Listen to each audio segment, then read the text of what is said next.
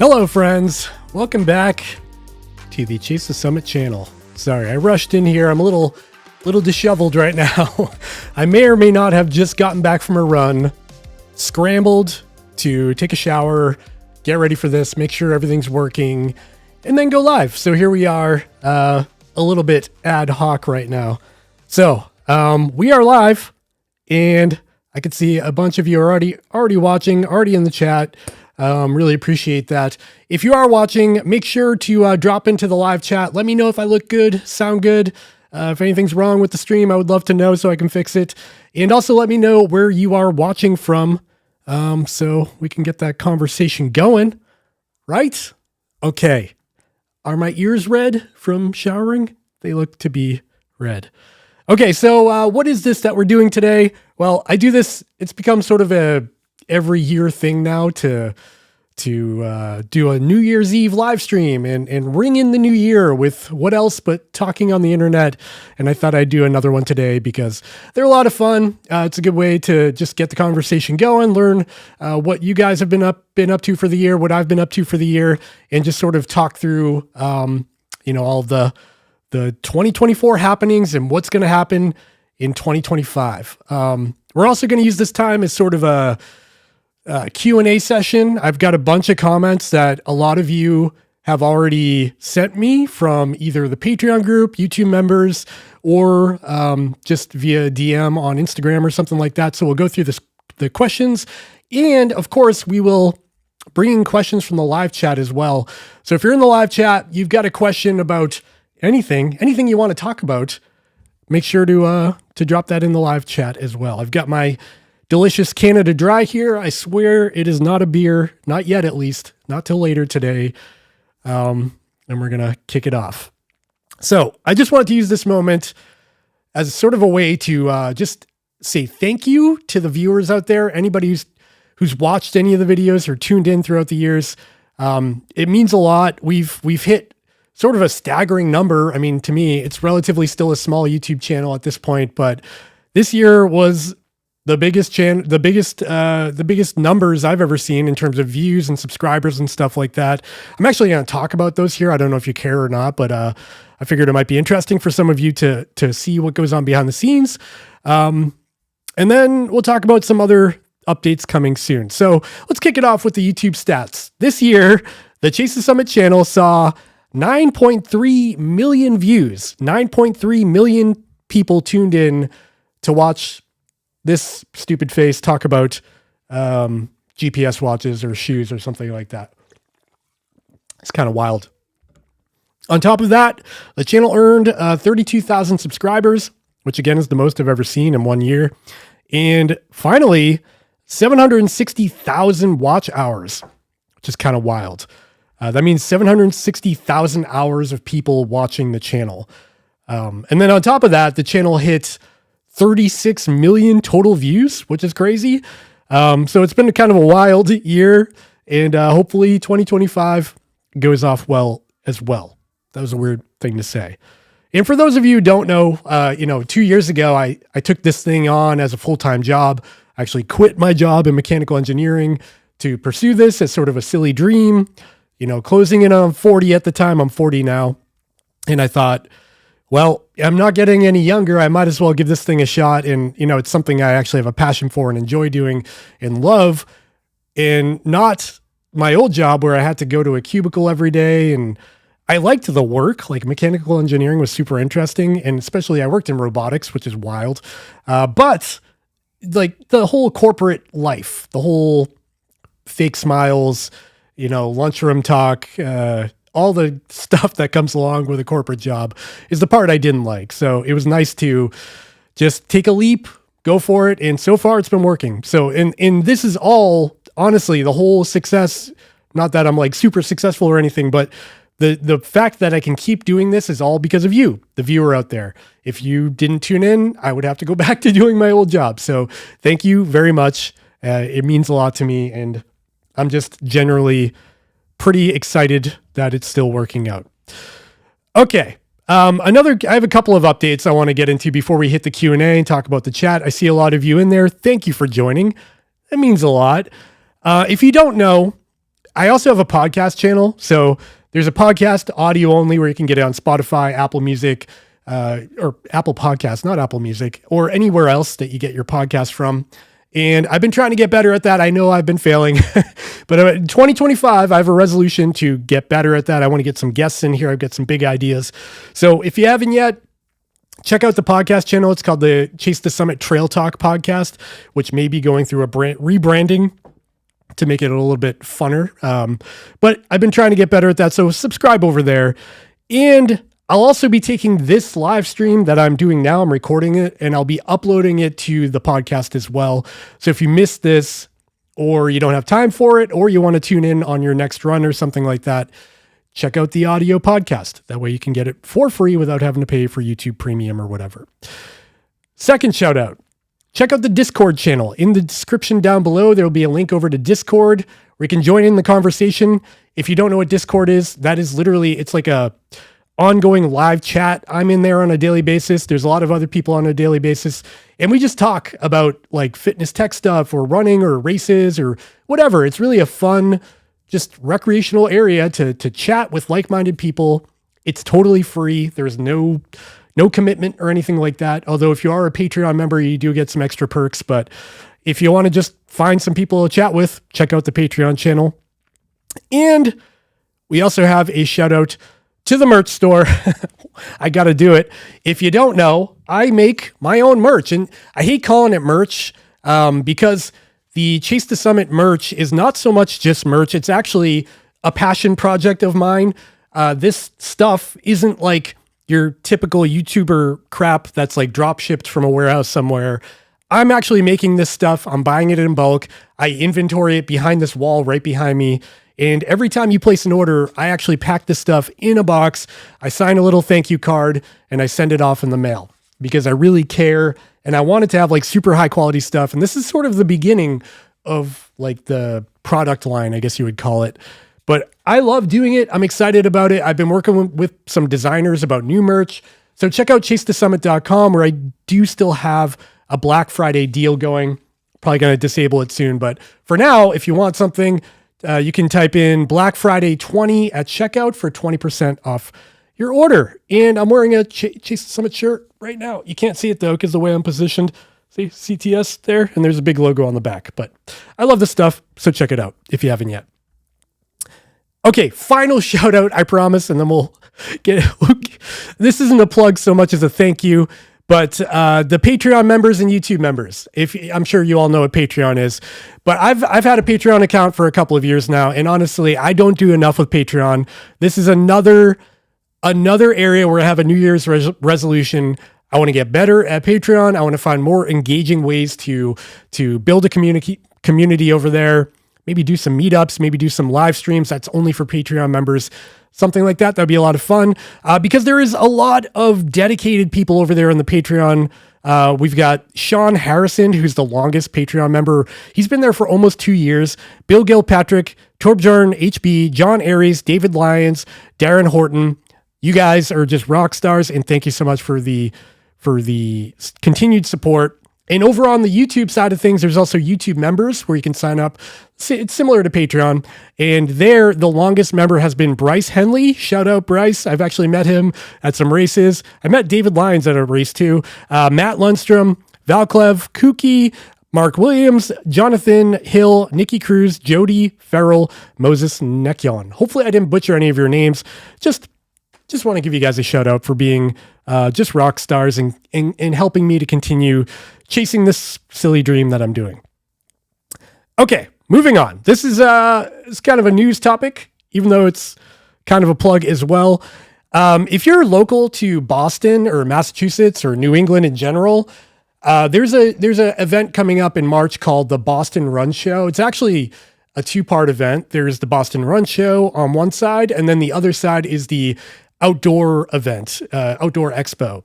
And these are huge running events. Like if you ever heard about the running event in Austin, Texas, that's another big one. But in Boston, this is a huge event as well, where a bunch of different brands are there. You got Hoka, you got Ultra, you got Nike. Oh, bumped my microphone.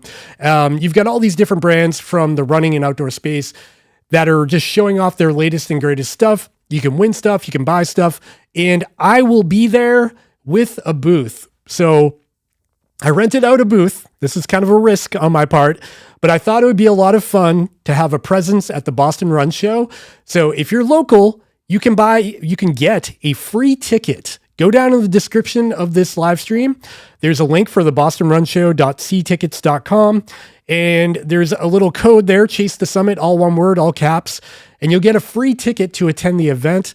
And then you can come say hi, buy some merch, or just chat with me if you want. If you have a question about gear, you want to meet in person, I'd love to meet you. Anybody local, and definitely show up so I don't feel lonely, and sort of validate the reason I set up a booth there, because I'm worried it's going to be like me at a table and nobody's actually going to be there. So help calm my fears. Tell me you'll be there, get a free ticket, and come visit me at the Boston Run Show. I'll be at booth number G84, and that's the booth right adjacent to the Trail Animal Running Club, which is a really awesome local running club that puts on a bunch of fun races I've actually made videos about on this channel. So it'll be really cool to be there and hang out with everybody there. And on top of that, there's going to be some guest speakers like Lazarus Lake is going to be there, the race director of the Barkley Marathons, and a bunch of other people in the space. Dylan Bowman, professional runner. It's going to be awesome. So I'm stoked to be there. Hopefully you can make it as well, because I would love to meet you if you're in the area, or if you feel like traveling. It's a fun trip. Check out Boston. Maybe here's something this is something I'm doing on the fly. Maybe I'll do like what do all those influencers do? They call it a shakeout run. That's what everybody does, right? Maybe I'll set up a shakeout run in the area and we can do that before the event. Okay, moving on. We've got 2025 goals and resolutions. I've made some New Year's resolutions for the YouTube channel for me personally, because even though 2024 went really well, I feel like there's things I still want to tweak and change about the content I'm putting out. First of all, I want to diversify my content more. And here's an example of that, a live stream. I want to do more live streams, maybe weekly, maybe bi-weekly, maybe monthly. I don't really know yet, but just more engagement, try to get out there a little bit more and see what you guys are up to, have a more, casual conversation. I also want to do more vlogs, more race videos, and I want to kind of dabble in like documentary filmmaking, maybe come up with a project and build a full film around something, because review videos are awesome and I have no plans to stop doing them, but I want to just make more stuff and sort of scratch that creative itch I have, because I feel like the review videos are definitely one thing, and I've gotten very dialed in on like really cranking those out. I have a system, I'm really fast with them, but also they just don't feel like super creative. I could probably be better at them. I don't know, but I want to just come up with better ideas. And that's really what I want to focus on for the channel moving forward. I also want to grow the podcast, get some guests, come up with some fun topics to talk about over there, and really get that cooking as well, because it's sort of gotten stale over there too. I shouldn't say that.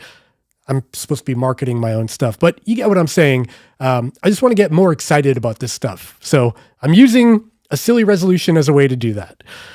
And the final thing that may or may not happen is I've been toying with the idea of but like contracting an editor or something to maybe free up more time to do more testing or more behind the scenes stuff, because I've become like very bogged down with the editing process, trying to be a dad, trying to edit all the video stuff and do the testing. It's a lot of work. It may not seem like a lot of work, but I promise you, I'm trying real hard. So those are my New Year's resolutions. I've got more, of course, but those are the brunt of it. And then on like the personal side of things, I want to sign up for more races this year. That was a big problem in 2024. I ran the Vermont 100. That was great. But like leading up to that, I really didn't sign up for much. So it's already too late for a lot of races, but I need to start thinking about that very soon. So those are the things, man. That's what I've been working on in my head. Okay, one more thing before we dive into the Q&A and start going through these comments over here. I'll be at CES, another convention, of course, out in Las Vegas. So on this coming Sunday, I'm going to be jumping on a plane, heading to Las Vegas to the Consumer Electronics Show. If you haven't heard of that, it's a wild thing. It's like the biggest convention in Las Vegas. Last year, there was 140,000 people who attended, and I went last year. It was crazy. I learned a lot about what CES is, what it isn't, and how to approach it. So this year, I will be returning and hopefully taking my learnings from last year and bringing it forward and really focusing in on the things like the brands and things I want to see better because CES is so big. They cover everything. Like, you'll find action camera companies there. You'll find robotic vacuums and cars, EVs, Samsung with TVs. You got LG and their see-through TVs last year. Like, a lot is going on. So it's really hard to filter through all that and find like the running stuff or like fitness tech stuff. So I've been doing a lot of homework ahead of time. And actually this year it'll be fun because a couple of my friends, local friends that I grew up with, will be coming with me. And they're actually going to be like helping out holding cameras and stuff. So it'll be a fun video when that finally comes out, and I think quite an adventure for my friends and I. So look forward to that. And if by chance you're at CES this year, drop that in the comments. I'd love to meet up, say hi. Okay, I see a lot of you in the comments. I see your comments. We're gonna go through some of these, and then we will jump into the comments that I collected before the live stream. So we've got Simon here. Good evening from the UK. Looking okay, great. We've got sunny Florida here. It's actually surprisingly nice and warm out today. I know a lot of the locals are not that happy with it because, you know, around here you want to ski or do like winter sports. And right now outside is sunny and 55 degrees Fahrenheit. There's no snow, and it's very odd for New England this time of year. But I'm enjoying it. I'll go for a run today and it won't be miserable. We've got Cody Cox. Sounds and looks good. West Virginia. Welcome. Sunny and bright Phoenix, Arizona. Let's see. First question. Any news on the Coros Vertex 3? Short answer for you. No. Sorry. And if I did have information, of course, I wouldn't be able to share it, but I don't have any information. Party time. We've got Chris King, Winnipeg, Canada. Thanks for joining, Chris. Oh man, I'm going to butcher this name. Let's see if I can say it. Christoph Podgorski. Did I come close? I'm sorry. Coros Apex 3. No, unfortunately, I don't have any information on that either. Josie, Happy New Year. Thank you. Happy New Year to you as well. Hunza Tech, wearing a watch 24/7, Garmin 255 or Pixel Watch 3. We'll circle back to that in 1 minute. Joshua, hi from Malden, Mass. Sad to see this 50 degree weather about to end. There you go. Another local. Malden is only, 20 minutes from me. And fun fact, my parents actually grew up in Malden, Mass. So you're pretty local. Yeah, it's very warm out today. It's going to be sad to see it go. I feel your pain.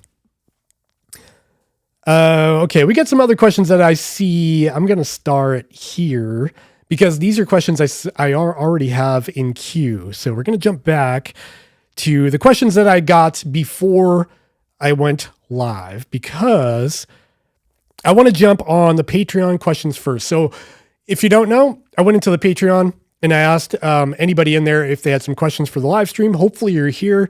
If you're not, sorry. So we've got Adrian Camilleri. What are your 2025 running plans?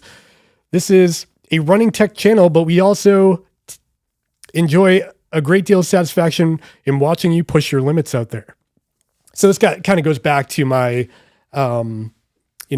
resolutions where I want to sign up for more races and more challenging races. One that's been on my radar, I've already been doing. So if you watch the channel, you might know I've run the Vermont 100 like several years in a row, and I really enjoy that race. Last year I was a sponsor at the race. It was really cool to be part of the race. And I love the scene. I love the charity work that goes on there. I love the volunteers. The area is beautiful and it's local to me. It's like a 2-hour car ride. So, and it's a Western States qualifier. So I really like that race. I want to do it again, but my struggle is I want to do other races too. So I'd love to run a race out on the West Coast, maybe California, maybe Colorado or something in that vicinity. And if I do Vermont, that really locks up the summer because that happens in July. And if I book something for like August, it'd be way too close to Vermont and I'd be wrecked still. So I'm still trying to figure that out. But yeah, long story short, this goes back to my resolution where I want to sign up for more things. And excuse me, I want to, just get out there more and do some more adventuring and exploring. So I don't really have a plan yet, but I will have a plan soon. That's what I'll be doing in the next couple of weeks, at least. Chris Parker, another Patreon member. What nutrition are you currently using for your long runs? So I'm a pretty simple guy. I find something that works and then I sort of stick to that. And I do not recommend copying what I do at all. Nutrition is a very personal thing. That's what it drives me nuts when people, podcasters or whoever are like, use this product, it's the best. And that's not entirely true. They're like, everyone's so different that I can't say what works for me will work for you. I really leverage liquid calories, and typically I'm using Tailwind, not sponsored by them at all, but I've been using Tailwind for a number of years. And what I like about it is it doesn't have any palate fatigue. It doesn't get old. I don't feel gross after drinking a lot of it. And it's got about 300 calories per bottle. So I stick with Tailwind. I supplement that with gels. Typically, I'm going to use a precision hydration gel. I like the lemon lime flavor, or I go with a Goo Roctane gel. Both of those are sort of my go-to. Again, lemon lime on the Roctane. I don't know what it is about that flavor, but it doesn't really get old to me. That's sort of the key, is to find a flavor that doesn't get old to you. Because if you're doing a long event, like a 100-miler, like at a certain point, you're going to be like, blah, I don't want to eat that anymore, or drink that anymore. So for me, like finding something I can continue to eat and drink is critical. And then I do leverage real food considerably, like at aid stations, salted potatoes, the watermelon slices, if they've got like, avocado wraps or whatever aid station fare, I will leverage that in conjunction with what I'm eating. I typically don't eat a lot of like candy at the aid stations, like gummy bears or whatever. It happens sometimes, but yeah, I usually stick to like real food at aid stations, gels, and then Tailwind. Hopefully that helps. And then Chris Parker asked another question. My Garmin Fenix 7 sometimes starts off at a lower heart rate and then all of a sudden spikes up after a mile or two to a more accurate heart rate. Any idea on what can cause this? Yes. This is a phenomenon called cadence lock. So cadence lock is it's a really interesting phenomenon because of the way the heart rate sensor on the back of your watch works. I've got a Garmin Fenix 8 here. You can see a little green blinky light. That blinking light goes at a certain frequency. It'll flicker. You've seen it every time you take your watch off. It'll flicker, and it takes a sample every time it's flickering of your heart rate. And what can happen is it can accidentally pick up your cadence while you're running. So every time your foot hits the ground, it makes your watch wobble a little bit, and it will allow a little bit of light to get under the watch. And that will confuse your heart rate sensor into thinking that little bit of light it just saw is your heart rate, but it's actually your cadence. Now, every watch on the market today, every high-end or mid-range running or GPS sport watch has a built-in algorithm inside to eliminate cadence lock, but none of them are perfect. So what can happen is you can start your run with a cadence lock. Your watch is confused about your heart rate. And then a mile or two or 5 minutes later, it kicks in and picks up your accurate heart rate. So that might be what you're seeing. A way to remedy this might be to, I've heard people like shaving their wrist in that area to get a better contact with their heart rate sensor. I don't go that far. Maybe I should. And then obviously making sure your strap is really tight to the point where you can't really comfortably fit a finger under it. That's really the gold standard. And if that doesn't work, you can try a different strap, like a nylon Velcro band can get a better secure fit. Hopefully that helps. Next question from RH. This is from the Patreon as well. I want to hear more about your band, and I'm not talking about watches. This is a question. So I pre-read this quickly, and I was very confused about this because not many people know, but like, I think in the early 2000s, I was in a band. I played guitar for a band, and the band did well. We played shows. We toured locally a little bit, and we had a CD out in like Best Buy. You could go, Newberry Comics if you're from this area. And yeah, we did pretty well. But I don't think I've ever talked about that on the channel. So either this person knows me or they did some digging on me and found out about my band, which is kind of funny. Well, the band's name, I'm not even going to bring that up. Yes, I was in a band. I played guitar. I was an avid guitarist for a long time. I started playing guitar when I was about 8, 9 years old. And I played right up until, I could still play today. But I played pretty, I played a lot, multiple times a day up until like my late 20s. I think right around the time when I had kids, I kind of stopped playing as much. I could still play, but not as great. All right.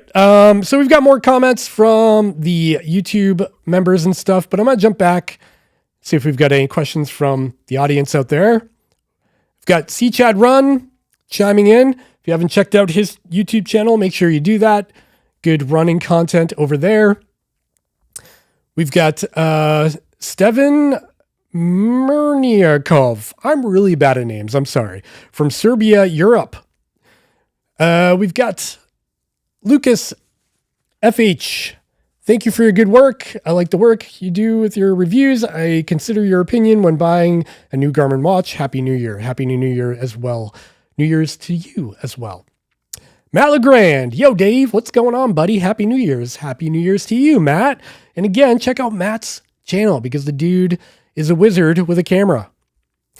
For real. Best B-roll in any sports tech review. Christoph Podgitskard. I'm sorry, I can't say that last name. Is it possible to buy your stuff living in Europe? Yes. So we now have international shipping. I've got a contract with a special shipping service that makes it way, way cheaper to ship internationally. Typically a hat, I dropped it over there, but like a standard hat from the store will cost about $10 US dollars to get to Europe or just about any country out there. So if you are international, it's available there as well. Chad says the Boston event sounds great. It does. I can't wait to go.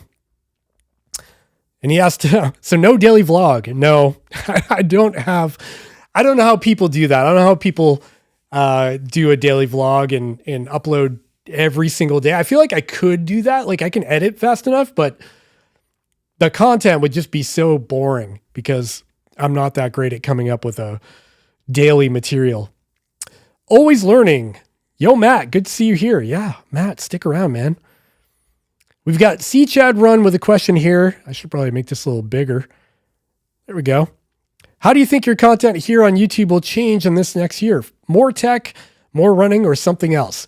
So the plan in my garbled, crazy, I wish you could see what goes on in my head, is to continue the reviews the way they are, stay current with all of the upcoming products, but layer in way more additional, first of all, short form content. I need to get way better at that. I'm like way too old for short form content.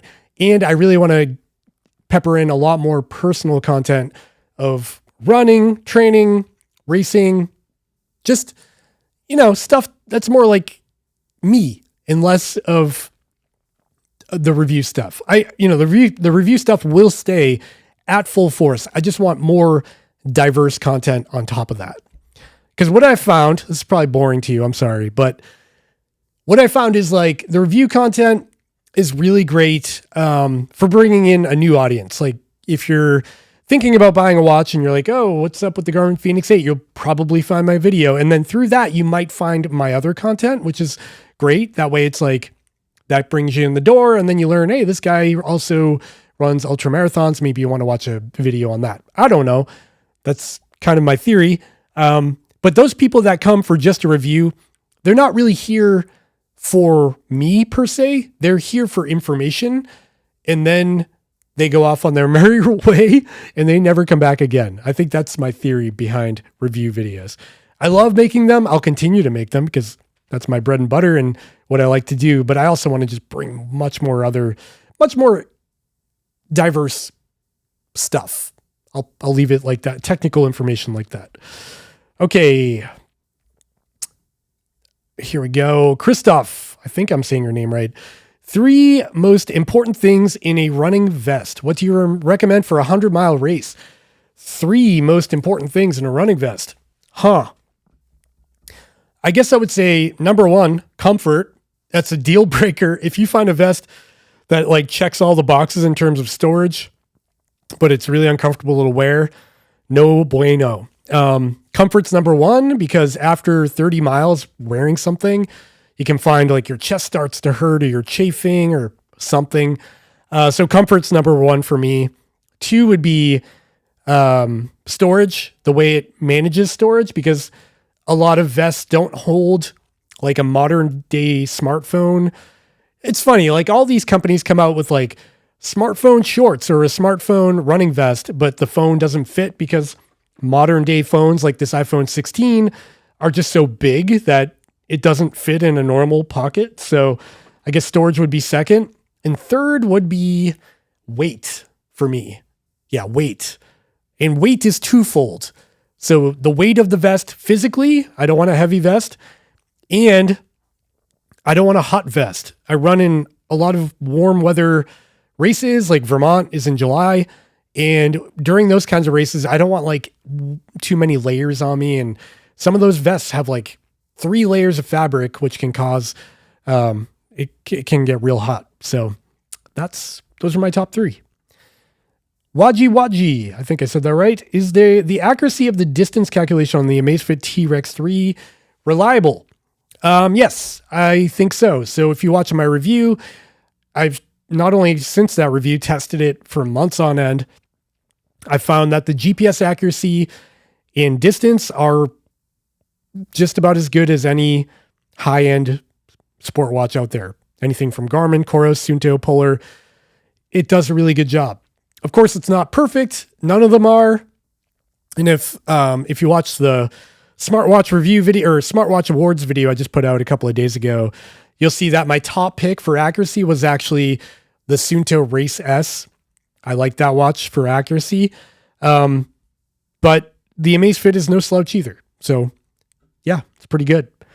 Excuse me. Lucas FH, do you have any news considering the Garmin Forerunner 975? I have a 965 looking to upgrade. I purchased the Phoenix 8 and thought it was too expensive, so I got refunded. Okay.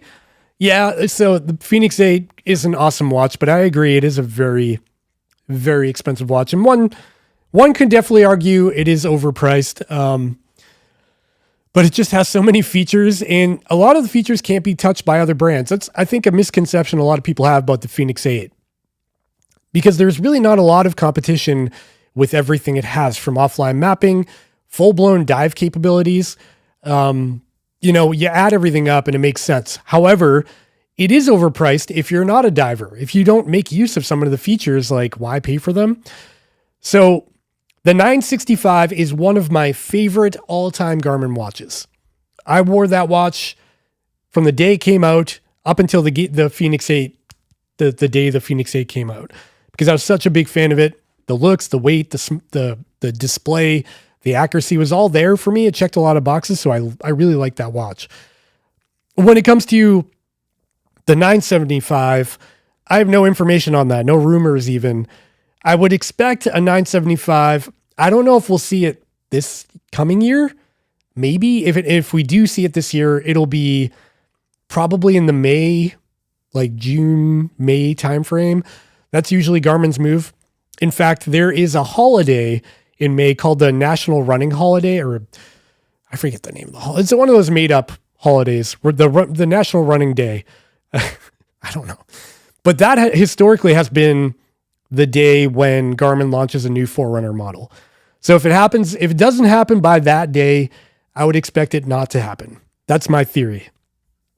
But the 965 is still a banger. Like, I have no issues recommending that to this day. And it's marked down because it's kind of an older watch now, so you can get it for a really good price. So yeah, if you got one, stick with it. Happy New Year, Dave, from Vasilis. Thank you. Happy New Year. I know in the US it's hard to get Xiaomi or Huawei watches, but I have seen some watches from them on Amazon US. I'd love to see a review on their watches. Okay.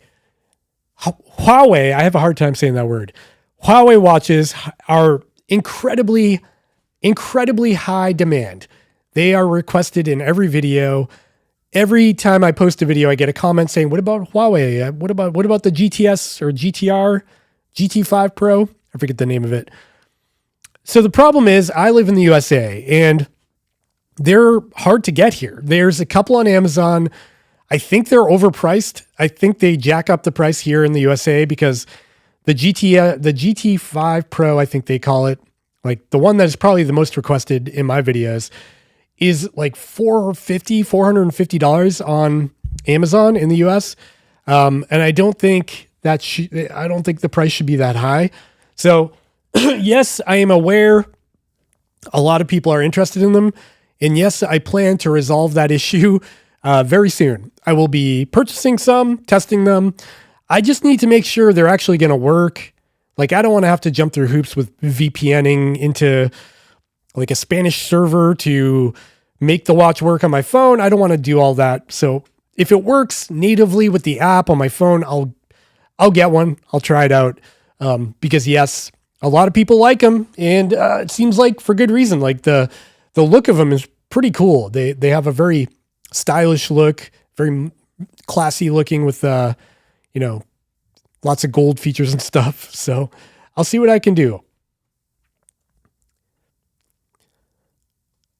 Cody Cox, would be awesome to see you run Leadville. That race looks crazy. Yes, that is on my very short list of races I want to do.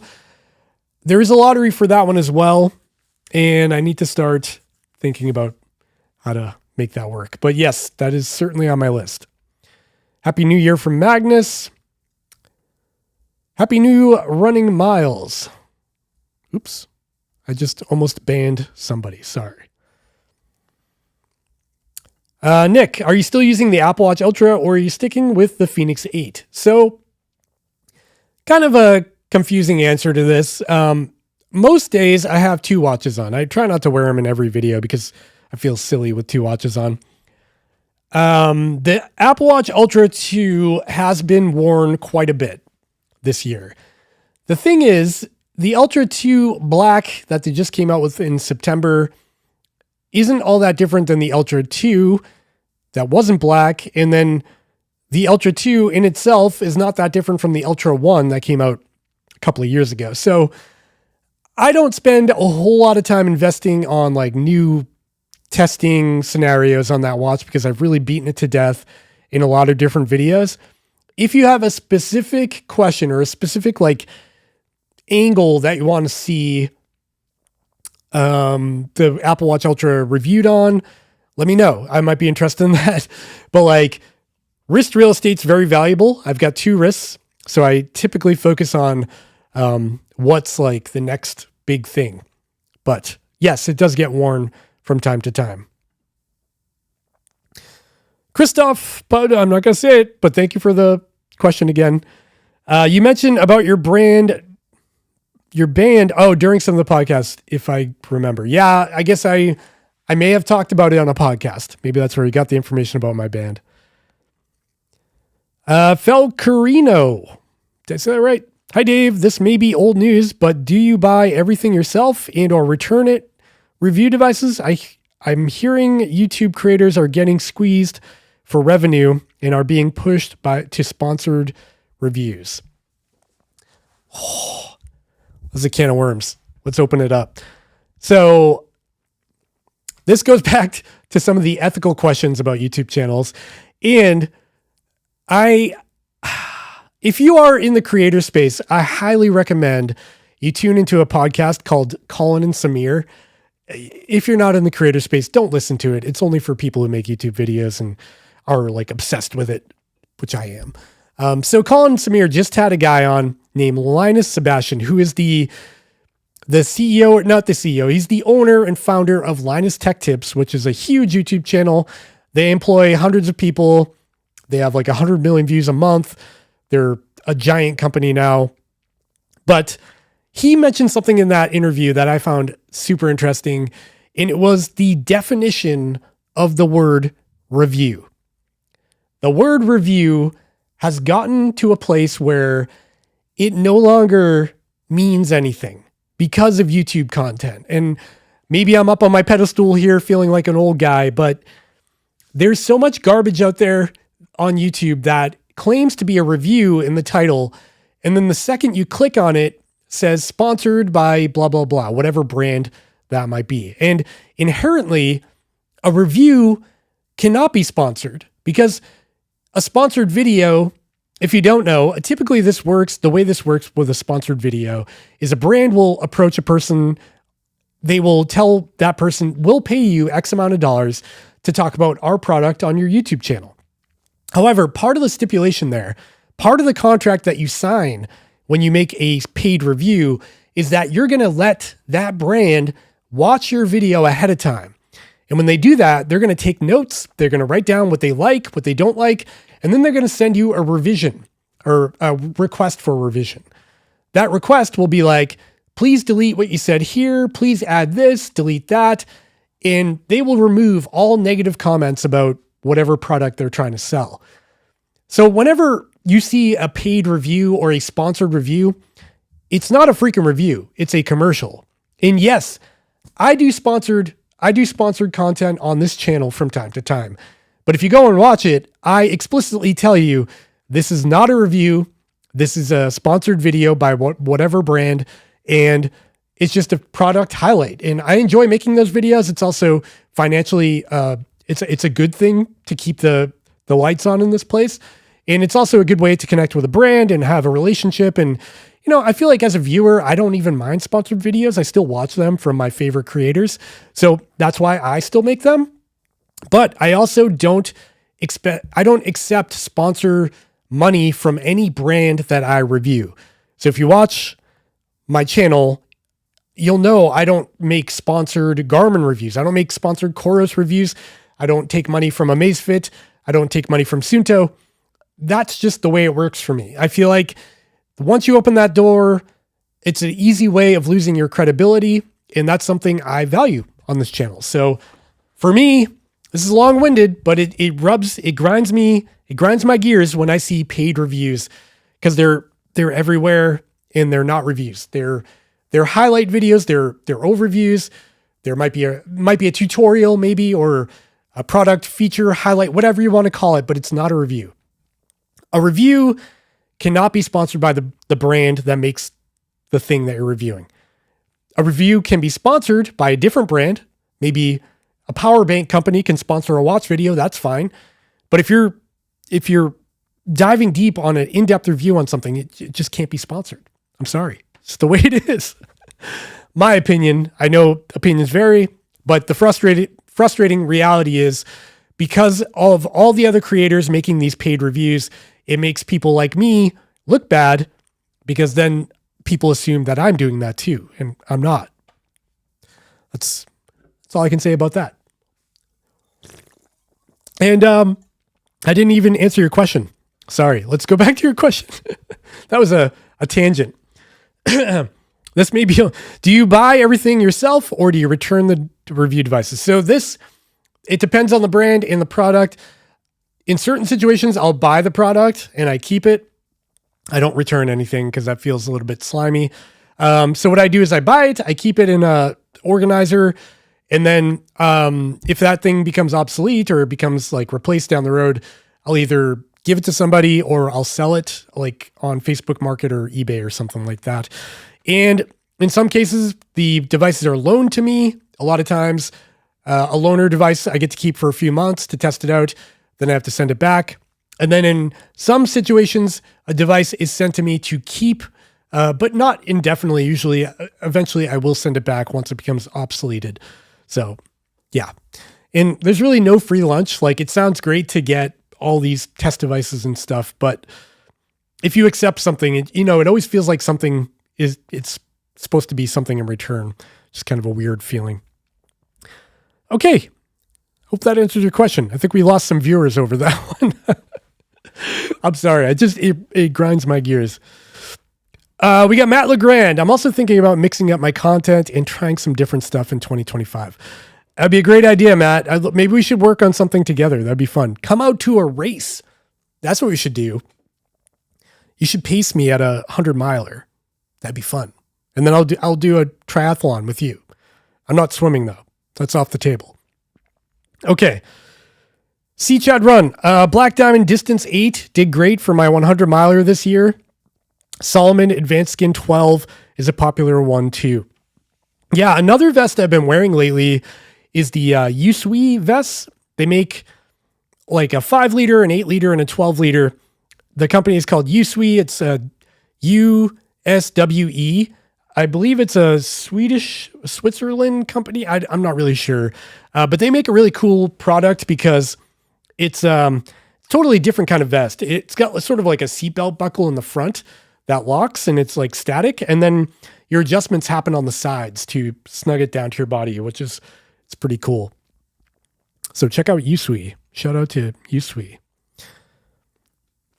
Robert Berkovic. Thanks for making videos. Really helped me make my choice. Thank you for tuning in. What else we got here? Chad Run with another vest. The Innovate Race Pack 8 is a great pack and only $60. Wow. I'll have to check that out. Oh, Nick, are you still wearing an Oura Ring or Ultra Human Ring? Also considering all the different devices you wear, which one do you find yourself consistently using to analyze your health metrics in HRV? So I've been wearing, right now I have the Ultra Human Ring Air on, and this is sort of my go-to ring. I can't explain why. I have an Oura Ring Gen 4, Gen 3. I pay for their subscription still, and I do wear it occasionally just to see like what's changed, what any updates that have been happening, or just get accustomed to it, just stay relevant with it really. But I really like the Ultra Human Ring.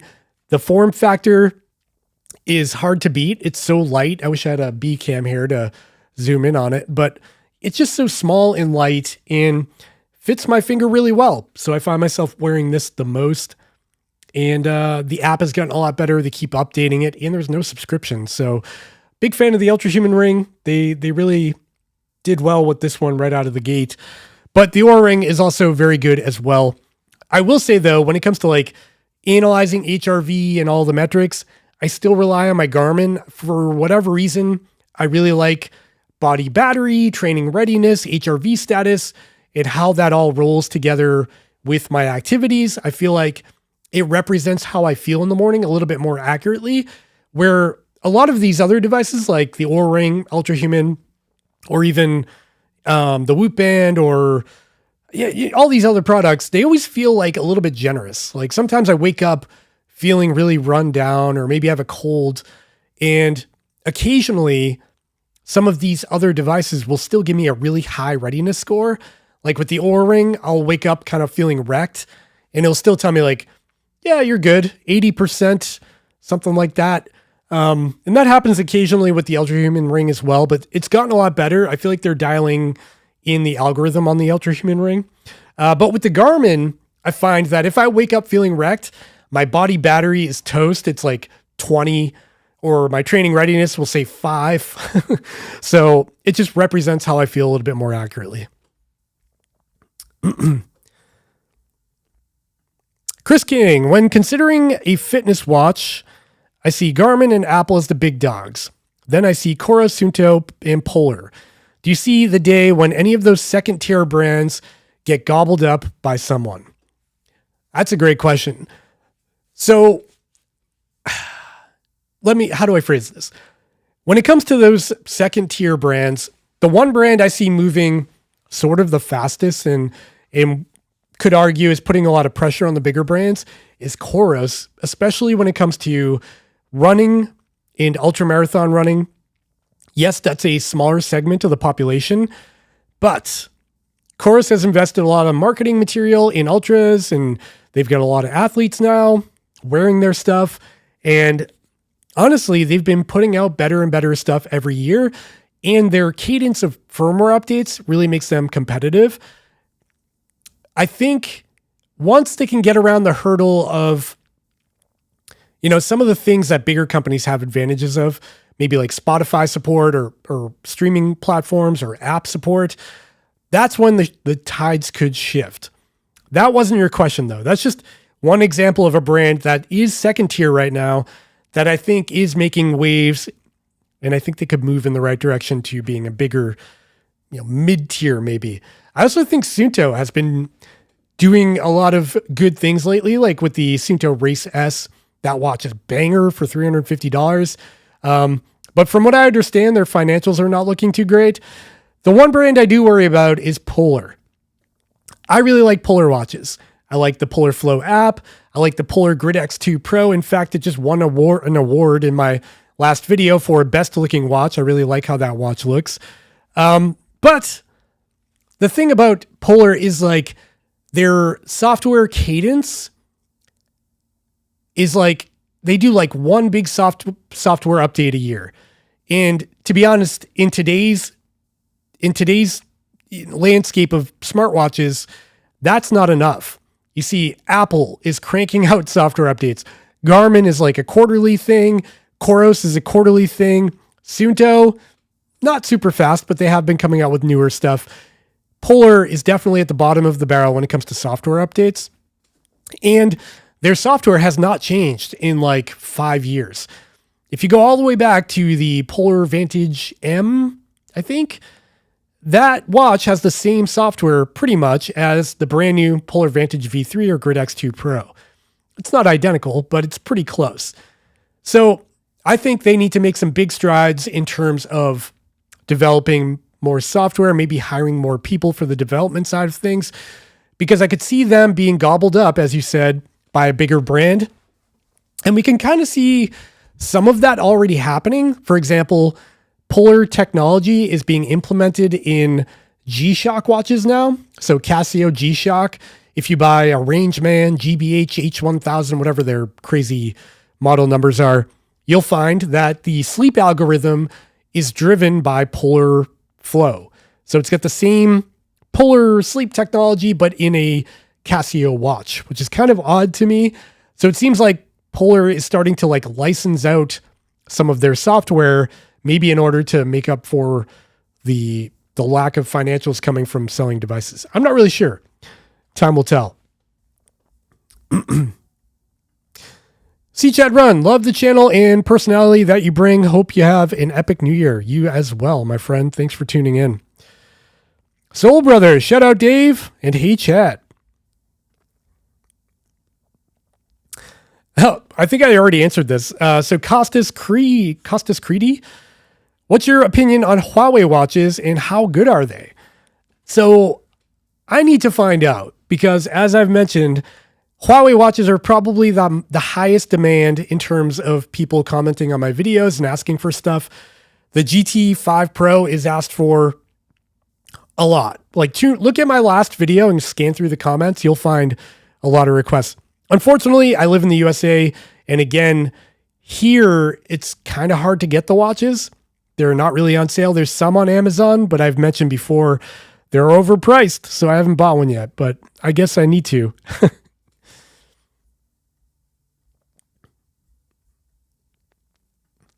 Cody Cox, do you have a subscriber goal for 2025? 200K, 300K, question mark? Boy, that would be nice. So I think I talked about this at the beginning of the stream. In 2024, the channel picked up 32,000 subscribers. That was pretty high for this channel. If we hit 200K in 2025, that would be awesome. I don't know if that'll happen. And honestly, I'm not really driven by subscriber numbers. It is cool. Subscriber count it's a validation. Like, for example, when I tell people I do this for a living, a lot of times the first question is, oh, how many subs do you have? And, it really means nothing grand scheme, because the money, like the way Google AdSense works, it's all about views and engagement and all of those other things. So you could have 20,000 subscribers, and if your channel is getting 2 million views a month, you're going to be making more money than I am and getting more comments and engagement. So it's like subscribers are just a number, but it is cool.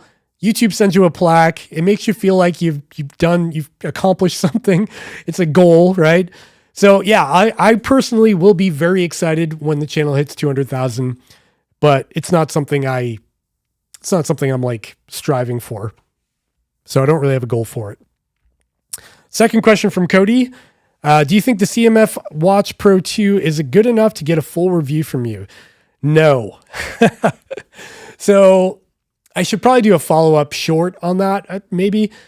I did some testing with that CMF Watch Pro 2. For people who don't know, the CMF Watch Pro 2 is a watch made by the company Nothing. They have a subsidiary. Nothing is a bigger brand with more expensive products, but they have like a lower end brand called CMF. And I unboxed their watch called the Watch Pro 2 a couple of months ago. Now this watch actually looks really cool. It feels surprisingly good for the price. It's got some metal parts to it. It's got a replaceable bezel. You can actually unscrew the bezel and put a new one on. And it's got a nice AMOLED display and a lot of interesting features for the price point, because the price is like $59, which is kind of a joke for a smartwatch, and it works with iOS or Android. So I unboxed it. I did a brief overview of what it can do on the channel. And then I talked about their earbuds, the Nothing Buds, or the CMF Buds Pro 2, whatever, Pro 2 Buds. And I didn't do any testing or anything in that video. It was just purely an unboxing. So I did some testing, couple of runs, nothing crazy. And the GPS accuracy, not very good. The heart rate accuracy, not very good. And honestly, the data behind the scenes in the app, not super confident, inspiring. So I don't know if I'll spend more time on it. Maybe I will. But if you're thinking about it, I would say it's kind of tricky, because at the price for $59, if you were just looking for a smartwatch that you want to like wear from time to time and get your text messages, it looks kind of cool. It gets the job done. But if you want like a running watch, you want to go like run a marathon, don't buy that. Save up a little bit more, buy something that's a little bit more functional. That's my opinion. But I will say, on that note, the CMF Buds Pro 2 are some of the best earbuds I have. And again, those are super cheap. They were like $59, I think. They have active noise cancellation. They're super comfortable. And they've got a knob on the case where you can adjust your phone's volume. It's surprisingly cool for the money, and they sound great too. Justin K, what's a feature that you would like to see from a smartwatch in 2025? I've been doing a lot of thinking about this, and this kind of goes back to my last video. I did the smartwatch awards a couple of days ago, and I have a category in that video called most innovative.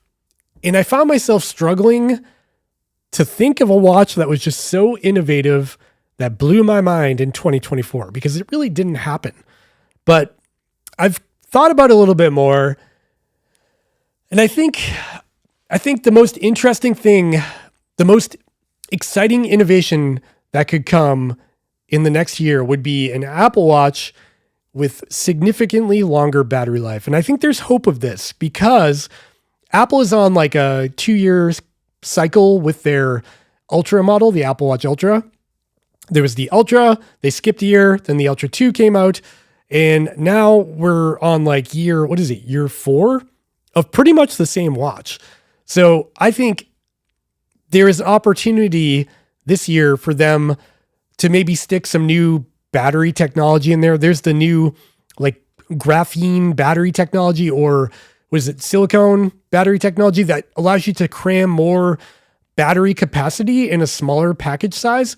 So if they could use that technology and maybe optimize their CPU, GPU, all that stuff under the hood, that could be really interesting, because I would kill for an Apple Watch Ultra with like 7 days of battery life. That'd be so cool. We're not there yet. Next question. Felcarino. I just started with a running coach after re-entry after a couple of years of cycling only. Your videos are inspiring, by the way, to get running again.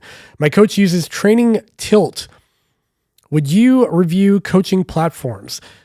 That's an interesting topic. So personally, I've never used a running coach, but I actually thought about it might be fun for a video to hire a coach and see if it actually makes me better.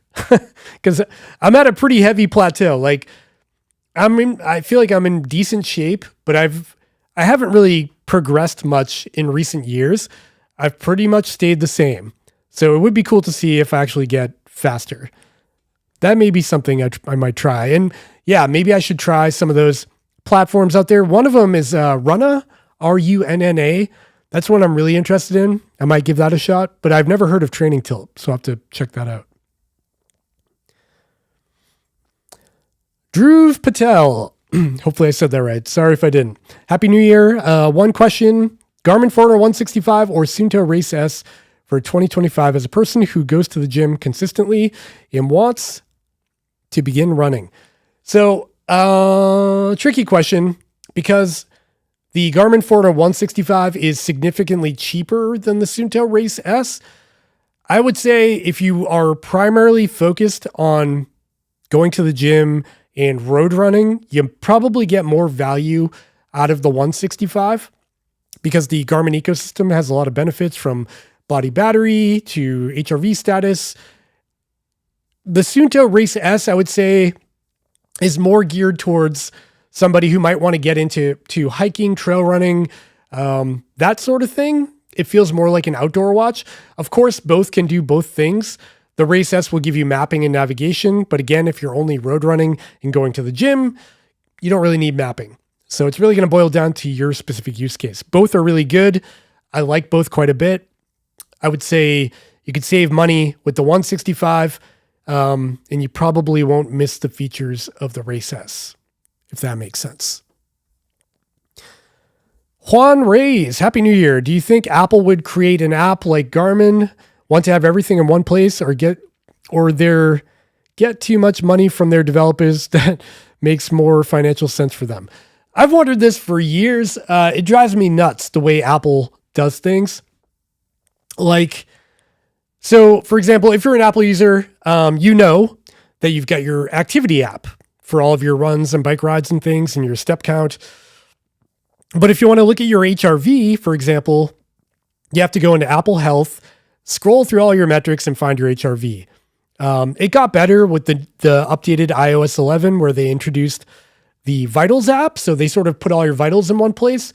But I agree, it's still kind of fragmented because vitals is one thing, training load is another thing, health metrics are down here, your step counts in the activity app, like why isn't it all just in one place? And I think for someone who started with an Apple Watch, it probably makes sense to that person. But for someone like me, who maybe started on a Garmin or a different sport watch, that's where it kind of breaks your brain. Like, why can't you just put it all in one place? I don't think they'll ever change it. I do think their incentive is to say, here's the basic information. If you want more, go download a third-party app, because Apple loves to leverage their third-party apps. That's my take on it.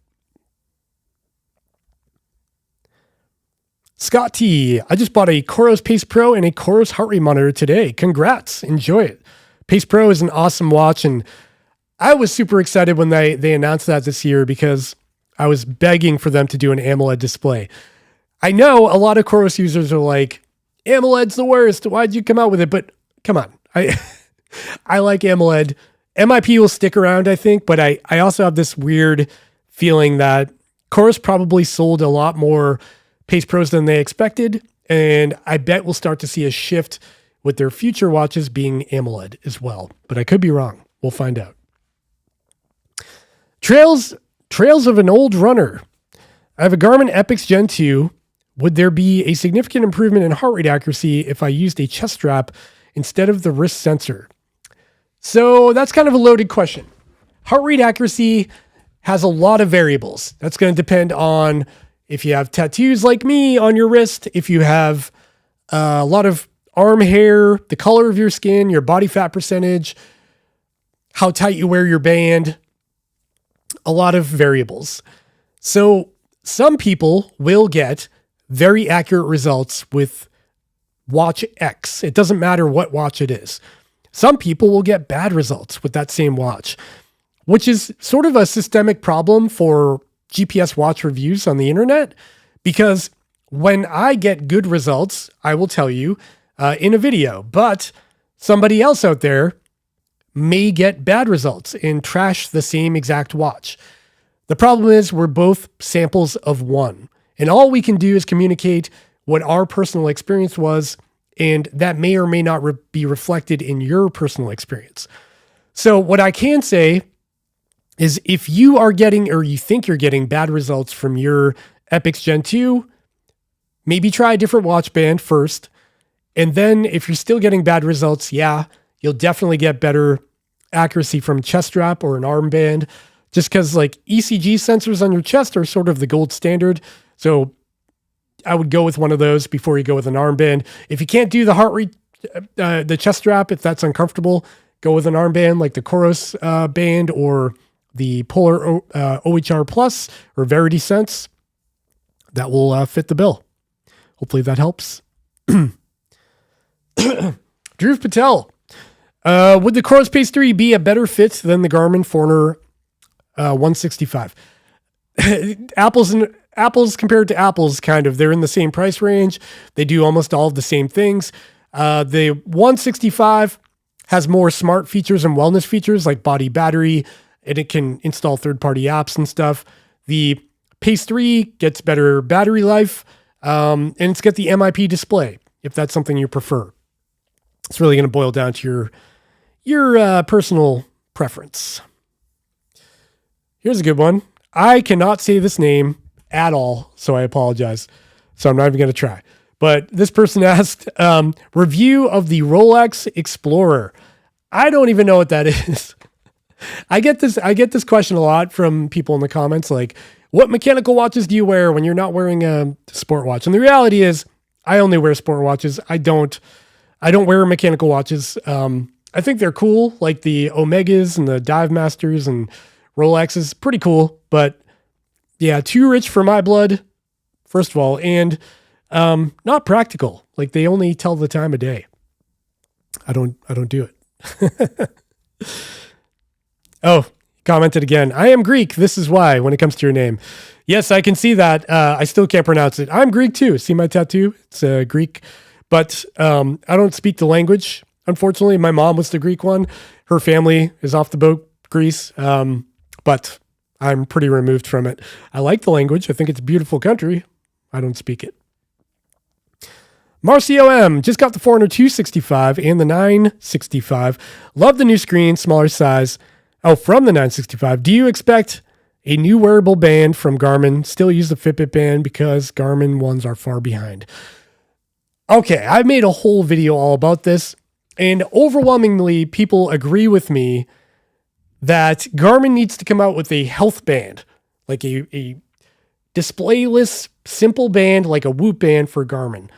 They haven't done it yet, but yeah, there's still hope, I guess. I don't think they will do it, to be honest, but there's still hope.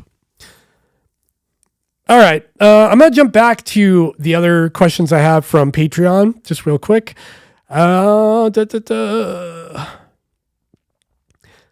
Okay, here's one from CVAP 2011.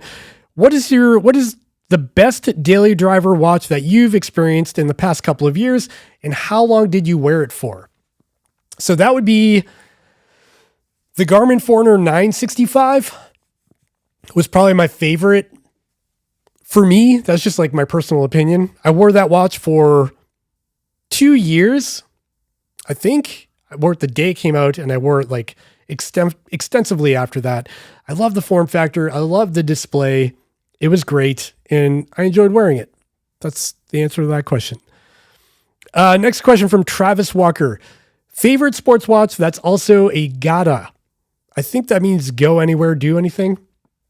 Not sure what that is. I guess that would be like, you're talking like tactical watch, maybe something like the Garmin Instinct 2X. That's probably one of my faves because it's got that tactical vibe. It's built rugged. It's got the built-in flashlight, crazy battery life. Yeah. And then from Eliza6491, what is the biggest running invention dropped this year? And also the biggest story in running dropped this year? Interesting question. So the biggest running tool or invention, that's a tough one. I don't really know. Like, what new stuff came out this year that really changed the game for running? I might go back and just say it's an app. Like, all these training apps are they're really hacking the system when it comes to like hiring a running coach. You know, like Run with Hal, Runna, somebody just mentioned another one, Training Tilt. These apps, you know, you can pay a subscription fee of like $5 a month, and then they use like AI to come up with training programs for people based on their activity level and their goals. I think that's super cool and probably the future of what's to come. So I would say that's probably the biggest invention this year. And the other half of this question was the biggest story in running. I'm going to give that to the Appalachian Trail fastest known time, the FKT of the Appalachian Trail by Tara Dower, right? Yeah, Tara Dower. That was 40 days and 18 hours. Unbelievable. The fact that a female runner just destroyed a bunch of like some of the best trail runners in the world, like the men, she destroyed their times. It's so cool. And just kind of shows you where the sport's going. So pretty exciting. Another question from Always Learning. Favorite running shoes of 2024. I will give that to, so I've got a few. Is that okay? I'm going to give that to you, the Ultra Olympus 6. I know a lot of people hate that shoe, and it's a heavy shoe, but I was 60 miles into the Vermont 100 endurance race, and I was wearing Ultra Mont Blanc carbons, and my feet were destroyed. So I swapped those out for Olympus 6s, Ultra Olympus 6s, and they were like wearing tanks on my feet. So when I stubbed my toe or hit a rock or something, I was just so well protected. So I got to give them a shout out. Another shoe I've really enjoyed this year is the Hoka Tecton X3. Super expensive shoe. It's like $280. But the integrated gaiter, the comfort, they made the last a little bit wider, so it's more comfortable for me. Really enjoying that shoe. And finally, my favorite road shoe this year is probably the Hoka Mach X2. I just killed a pair yesterday. The outsole peeled off after like 400 miles. But they are great, really awesome shoes. And I got one more question from Frank Malcolm. Your favorite watch to wear that is not a smartwatch? I think I just answered that question. I don't wear any watch that's not a smartwatch. Sorry for the audio listeners. I'm sipping my sparkling water. Okay, jumping back to the chat. Got a couple more, then we're going to head out. Jeff LeBlanc. What's up, Jeff? Local runner, local race director. Can you talk about how you see watches starting to take advantage of AI and what brands you predict will be the forerunners in that space? That's a really insightful question, Jeff. So I think the AI train is going to show up in unexpected ways when it comes to sport watches. And I think it's also going to show up in brands that you wouldn't necessarily think about. One of those brands is Amazfit. Amazfit has been like full steam ahead with AI in their watches. And I think we're going to see them take a leap even further in the coming year. But I do think everybody's going to jump on board. I think we'll see Garmin get on board. Apple's going to do something with their Apple Intelligence and training plans. And then, yeah, I don't know if we'll see anything from like the second tier companies like Coros, Suunto, Polar, but it would be interesting. It's definitely going to be available everywhere though. As to what they do with AI, I don't know. Like a lot of this stuff, is it really AI or is it just the same machine learning that we've had? You know, it's hard to say, but it would be cool, I think, in my opinion, just to get more like insight. So for example, now when you wake up in the morning, yeah, you get your body battery, your training readiness, whether or not you should train that day. But if we could use AI algorithms to take all of those bits of information and give you a blurb, like a paragraph of exactly what to do with that information, I think it would be really interesting. Miguel Varela, are you still using Strava? Yes, I am, but I typically don't make my runs public.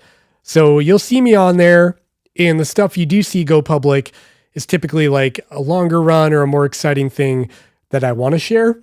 But like my everyday training runs, I don't bother sharing because A, it's weird when people know where I live, and B, no one cares about me running around my block 1,000 times, I think. Talking about AI training, this is Marcio M, by the way, talking about training AI, Garmin AI training plan sucks. I think my software actually blurbed that out, but I'll say sucks. My personal opinion. What's your experience? Yeah, I tend to agree. I think where you get value from Garmin's, I think they call it Garmin Coach, is with if you're a beginner. So if you have no idea what to do, if you are just getting couch to 5K ready, you want to get off the couch, you want to get more fit, and you literally just don't know what to do, I think it's a good starting point because it will let you know, here's a rest day, here's when you should do a longer run, here's a high intensity workout, here's intervals, whatever. I think for a more experienced user, that's where the debate is like, there's not a whole lot of value. And I do think third-party apps like Runna, like Training Tilt, whatever, will provide more insight. Jeff LeBlanc, I signed up for Nordic Track's iFit AI coach, and all it does is text me reminders to run and recommend training plans. It does nothing useful. Yeah, that's iFit, man. I have had a bad streak with iFit. I don't know. I mean, they've definitely gotten better. I haven't tried their training coach thing, but yeah, for the money they get for that, it's like, what is that, like $35 a month for iFit? The videos are cool. They definitely pass the time on the treadmill, but yeah, some of the other features, I don't know. Maybe I should dive deeper on that. Training Tilt is for assigned workouts. Plus my coach can see all my Garmin uploads. Oh, that's cool. And overall loads like riding and walks. Cool. Stevan Marinkovic. Nailed it. Will you answer questions on YouTube? Thanks. Yeah, sure. Drop into the latest community post, which is like a Twitter thread, and comment on there, and I'll try to respond to it. Arm HR isn't always good when sprinting. Yeah, correct. I mean, I would say this goes back to the sensor topic, like chest strap versus armband.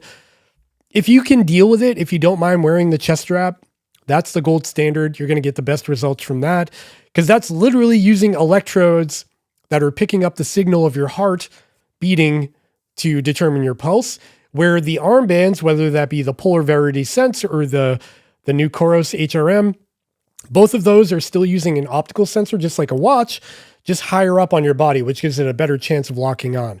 But it still faces the same challenges as a watch, just in a better location. So if you can deal with it, do the chest band. If you can't do the chest band, I know a lot of women have a hard time with the chest band. The armband is a good alternative. I really like armbands. I get really good results from them. Probably because I'm not very fast. That might be why. All right, friends. We've been on the air for 1 hour and 14 minutes. So I'm gonna go ahead and wrap it up because I am losing my voice. It is New Year's Eve, so I still need to keep my throat fresh for all the yelling that'll happen later with my kids when the ball drops.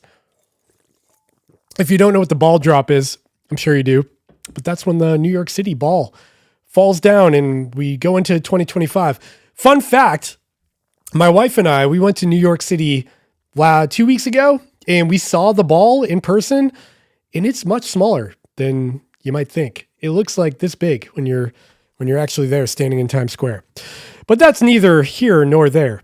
All right. I just want to give you a huge shout out. Thank you to everybody that's in the chat right now. Thank you for commenting. Thank you for leaving in the live chat. Thank you for chatting. Thank you for watching this stupid channel that I keep doing. I really appreciate everything and the fact that you allow me to keep doing this. It's been a lot of fun. It's been a fun year. And I think 2025 is going to be even funner year. I hope it is for you. Hope it is for the channel. Hopefully we can get some fun content out there. Stick around. Make sure you subscribe to the channel. Subscribe to the podcast channel. Check out the merch store. Buy a t-shirt. Help support the channel. And I'll get them shipped out to you. What else? Check me out on Instagram. Follow me over there. Follow me on Threads. Do all the things down there like I always see. And I'll see y'all in the next time. Have a good one. Happy New Year. Bring in that 2025 with style. I'll see you later. Bye.